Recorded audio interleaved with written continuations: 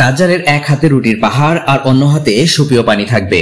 তীব্র অনাহারে থাকা মানুষেরা দাজ্জালের উপর ঈমান আনলে সেই রুটি আর সুপেয় পানি পাবে। রুটির আশায় তারা ঈমান পরিত্যাগ করে দাজ্জালের রুটি নেবে। অধিকাংশই এমনই হবে।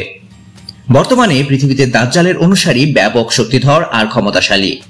তারা পৃথিবীকে দাজ্জালের আগমনের জন্য প্রস্তুত করছে। তারা সারা বিশ্বকে নিজেদের নিয়ন্ত্রণে নিতে যাচ্ছে। যারা তাদের অনুসারী হবে, তাদের গোলাম হবে, তারা দাজ্জালের রুটির পাহাড় আর সুপেয় পানি পাবে। যারা তাদের গোলামি করবে না, এক আল্লাহর প্রতি ঈমান ধরে রাখবে, তাদেরকে অনাহার দুর্ভিক্ষ দিয়ে তিলে তিলে ধ্বংস করা হবে।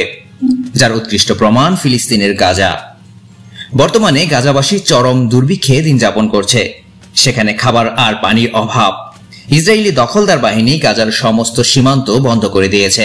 ফলে গাজায় কোনো ত্রাণবাহী যানবাহন ঢুকতে পারছে না, যার ফলে গাজায় ব্যাপক দুর্ভিক্ষ দেখা দিয়েছে। প্রতিদিন অসংখ্য শিশুসহ অনাহারে মারা যাচ্ছে গাজাবাসী। কারো কারো ওজন 20 থেকে 40 কেজি পর্যন্ত কমে গেছে। মানুষ খাবারের জন্য দিক বেদিক ছুটে চলেছে, কিন্তু কোথাও খাবার নেই। গাজাবাসীর জমানো খাবার শেষ হয়ে গেছে। ধীরে ধীরে তারা মৃত্যুর কুলে ঢলে পড়ছে, অথচ তাদের দেখার কেউ নেই। গাজাকে বিশ্ব থেকে আলাদা করে দেওয়া হয়েছে। সেখানে কোনো সাংবাদিক ঢুকতে পারছে না, যার ফলে গাজার ভেতরের খবর বাইরে যাচ্ছে না। মানবাধিকার সংস্থাগুলো নীরব, জাতিসংঘ নীরব, পুরো বিশ্ব নীরব। আসলে দাজ্জালের অনুসারীরা এমন ভাবে পৃথিবীর নিয়ন্ত্রণ নিয়েছে, যেখানে তাদের কথাই শেষ কথা। পৃথিবীতে এত এত সংস্থা, এত সংগঠন, সবাই তাদের নিয়ন্ত্রণে। গাজাবাসীর এই পরিস্থিতির একটাই কারণ, দাজ্জালের অনুসারী না হওয়া। পুরো বিশ্বে একটা আইনই চলবে, দাজ্জালের আইন। যারা এর বিরোধিতা করবে তাদেরকেই দুর্ভিক্ষ, অভাব, আর্থিক সংকট দিয়ে ধ্বংস করে দেওয়া হবে।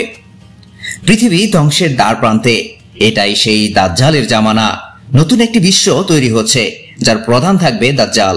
সেটার প্রস্তুতি বর্তমানে চলমান। সতর্ক থাকুন, ঈমান ধরে রাখুন, কারণ এটাই সেই জামানা, যেই জামানায় মানুষ সকালে ঈমানদার থাকবে, সন্ধ্যায় কাফের হয়ে যাবে, আর রাতে ঈমানদার থাকবে, সকালে কাফের হয়ে যাবে। সবাই গাজাবাসীর জন্য দোয়া করবেন। আল্লাহ তাআলা গাজাবাসীকে হেফাজত করুক। আমিন।